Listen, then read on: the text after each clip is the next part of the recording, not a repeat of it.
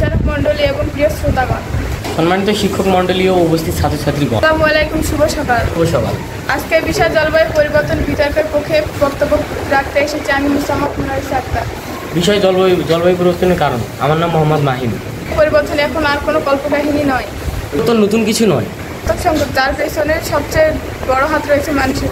পৃথিবীর বয়স যখন 20 বছর, তখন থেকে এখানে গরম ঠান্ডা চক্র চলমান। আমরা প্রতিনিয়ত নির্গত করছি lakh lakh ton carbon dioxide. পৃথিবী বহুবার আইস ও উষ যুগ দেখেছে, যখন মানুষের উপস্থিতি ছিল না।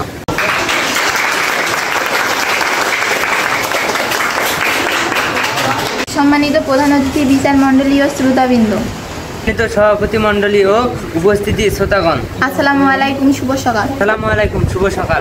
আজকের বিষয় জলবায়ু পরিবর্তন বিতর্কের পক্ষে বক্তব্য রাখতে এসেছি আমি সুস্মিতা রায়। পরিবর্তন, আমি আজকে বিতর্কের বিপক্ষে কথা বলতে এসেছি। প্রিয় শ্রোতারা, জলবায়ু পরিবর্তন এখন আর কোনো কল্পকাহিনী নয়। শ্রোতাগণ, জলবায়ু পরিবর্তন এখন নতুন কিছু নয়, একটি বাস্তব সংকট, যার পিছনে সব থেকে বড় হাত রয়েছে মানুষের।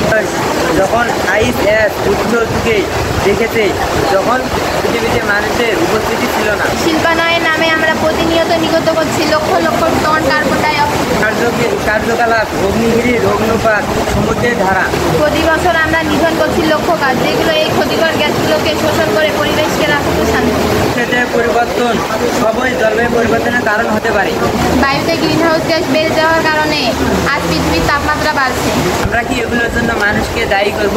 বরফ গলছে, সমুদ্রের পানি বাড়ছে, উষ্ণতা বৃদ্ধি পাচ্ছে, কৃষি জমি শুকিয়ে যাচ্ছে। রাখি, যদি সব দোষ মানুষেরই হয়, তবে প্রাকৃতিক দুর্যোগ যুগে যুগে কেন ঘটছে? এটা কি প্রাকৃতিক? বিজ্ঞানের অনেক বিতর্কিত মতামত রয়েছে। না, এটি অপরিমাণদর্শী মানুষের কর্মকাণ্ডের ফল। জেনে না বুঝে সব দোষ মানুষের উপর চাপানো, এমন এক পেশে বক্তব্য দেওয়া ভুল। আজ প্লাস্টিকের ব্যবহার, কয়লা ও তেলভিত্তিক জ্বালানির ফলে শুধু পরিবেশই নয়, আমাদের ভবিষ্যৎও হুমকির মুখে। ধন্যবাদ। তাই বলবো, মানব কর্মকাণ্ডগুলোই জলবায়ু পরিবর্তনের প্রধান কারণ। ধন্যবাদ।